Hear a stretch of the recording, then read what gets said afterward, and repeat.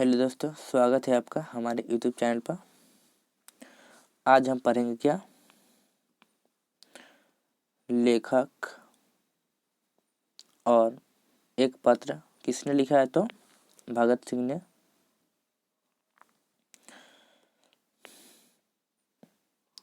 इसका पहला क्वेश्चन क्या है, विद्यार्थियों को राजनीतिक में भाग क्यों लेना चाहिए। विद्यार्थियों को राजनीतिक में भाग इसलिए लेना चाहिए क्योंकि उन्हें ही आने वाले समय में देश की बागडोरी अपने हाथ में लेनी है। अगर वे आज से ही राजनीतिक में भाग नहीं लेंगे तो आने वाले समय देश भली भांति नहीं संभाल पाएंगे, जिससे देश का विकास न हो सकेगा। इसीलिए क्या बोलते हैं भगत सिंह की अभी से राजनीतिक में घुसने के लिए विद्यार्थी युवा पीढ़ी के लोग होते हैं, साथ ही सभी देशों को आज़ाद कराने वाले वहाँ के विद्यार्थी और नौजवान ही हुआ करते हैं।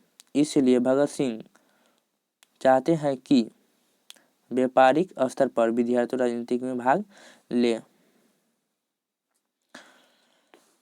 अगला क्वेश्चन क्या है, भगत सिंह विद्यार्थियों से क्या अपेक्षाएं हैं। भगत सिंह विद्यार्थियों से बहुत सी अपेक्षाएं हैं जो राष्ट्रीय हित में हो। वे चाहे कि विद्यार्थी राजनीतिक देश की परिस्थिति का ज्ञान प्राप्त करें और उनके सुधार के उपाय सोचने की योग्यता पैदा करें। वे देश की सेवा के लिए तन मन धन से सब कुछ समर्पित कर दें और अपने प्राणों का न्यौछावर करने से भी पीछे ना हटे। ऐसा वही विद्यार्थी और नौजवान नौजवान निकल सकते हैं जिन्हें कुछ व्यवहारिक ज्ञान भी हासिल किया हो और उसके लिए राजनीतिक बहुत ही तो उपयुक्त है।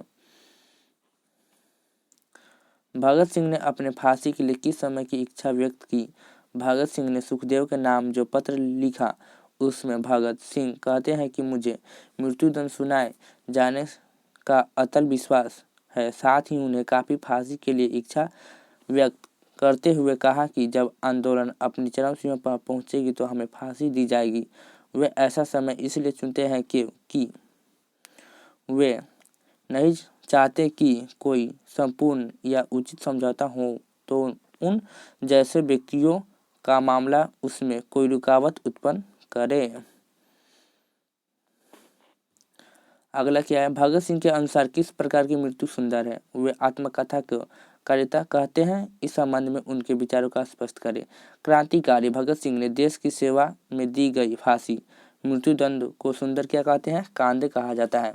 भगत सिंह इस संबंध में कहते हैं कि जब देश में भाग्य का निर्णय हो रहा हो तो व्यक्तियों के भाग्य में पूर्णतः भुला देना चाहिए। इसी दृढ़ की इच्छा के साथ हमारी मुक्ति का प्रस्ताव सम्मिलित रूप से और विश्वव्यापी हो और इसके साथ ही जब आंदोलन अपनी चरम सीमा पर पहुंचे तो हमें फांसी दी जाए। इसी के साथ भगत सिंह व्यापक समाजवाद की भी कल्पना करते हैं जिसमें हमारी मृत्यु बेकार न जाए, अर्थात संघर्ष में मारना एक आदर्श मृत्यु है।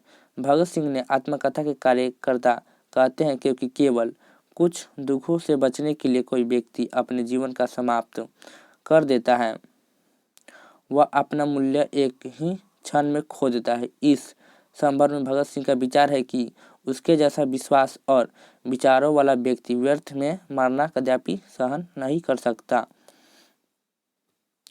वे अपने जीवन को अधिक से अधिक मूल्य प्राप्त करना चाहते हैं। वे मानवता से अधिक सेवा करना चाहते हैं। प्रयत्नशील होना की एक श्रेष्ठ और उत्कृष्ट आदर्श के लिए जीवन दे देना कदापि आत्महीन नहीं कही जा सकती। संघर्ष में मरना एक क्या है, तो आदर्श मृत्यु है। भगत सिंह के अनुसार देश को कैसा युवकों की आवश्यकता है। भगत सिंह के अनुसार देश को ऐसे युवकों की आवश्यकता है जो तन मन धन देश पर क्या हो तो अर्पित कर दे और पागलों की तरह सारी उम्र देश की आज़ादी के लिए न्यौछावर कर दे। भगत सिंह रूसी साहित्य को इतना महत्वपूर्ण क्यों मानते हैं। वे क्रांतिकारी से क्या अपेक्षाएं हैं। भगत सिंह रूसी साहित्य को इसलिए महत्वपूर्ण मानते हैं कि साहित्य में जो वास्तविक मिलती है वह हमारे साहित्य में कदापि दिखाई नहीं देती। उनकी कहानियों में कष्टमय और क्या होती है, दुखदायी स्थिति है जिससे दुख कष्ट सहन करने की प्रेरणा मिलती है। यह कहानी हमें संघर्ष की प्रेरणा देती है जो नवीन समाज के निर्माण के लिए प्रक्रिया क्या मदद करती है। भगत सिंह क्रांतिकारियों से अपेक्षा करते हैं कि वे उनकी कहानियां पढ़कर कष्ट सहन की उस भावना का अनुभव करें, उनके कारणों पर सोचे विचारे। क्रांतिकारियों को सदैव हर प्रकार के उन विपत्तियों और चिंताओं, दुख और कष्टों को सहन करने के लिए तत्पर रहना चाहिए। भगत सिंह क्रांतिकारियों से कहते हैं कि किसी आंदोलन के बारे में यह कह देना कि दूसरे कोई इस काम को कर लेगा या इस कार्य को करने के लिए बहुत लोग या यह किसी प्रकार से उचित नहीं कहा जा सकता। इस प्रकार जो लोग क्रांतिकारी क्षेत्र में कार्यों का भार दूसरे लोगों पर छोड़ते हैं तो अप्रिष्टायपूर्ण एवं घृणित समझते हैं। उन्हें पूरे लगान के साथ वर्तमान व्यवस्था के विरुद्ध संघर्ष आरंभ कर देना चाहिए। भगत सिंह के अनुसार केवल कष्ट सहकर भी देश की सेवा की जा सकती है। उनके जीवन में आधार पर इसे प्रमाणित करें। भगत सिंह एक महान क्रांतिकारी थे जिसके देश की आज़ादी के लिए साथ ही समाज की उन्नति की भी प्रबल का इच्छा दिखाते हैं। इसकी शुरुआत 12 वर्ष की आयु से जलियांवाला हत्याकांड के दौरान होती है। उसके बाद गणेश शंकर विद्यार्थी के पत्र प्रताप से भगत सिंह यह जानते हैं कि समाज में क्रांति लाने के लिए जनता में सबसे पहले राष्ट्रीयता का प्रसाद करना होगा। उन्हें ऐसी विचार धारा की अवगत करना होगा जिनकी बुनियादी समाजवाद प्रतीकी हो। भगत सिंह समझते हैं कि बिना कष्ट सहे देश की सेवा नहीं की जा सकती। इसलिए उन्होंने जो नौजवान सभा बनाई थी उनका घटोत्कच लिखा हुआ भाई उनका ध्येय सेवा द्वारा कष्टों को सहन करना एवं बलिदान करना था।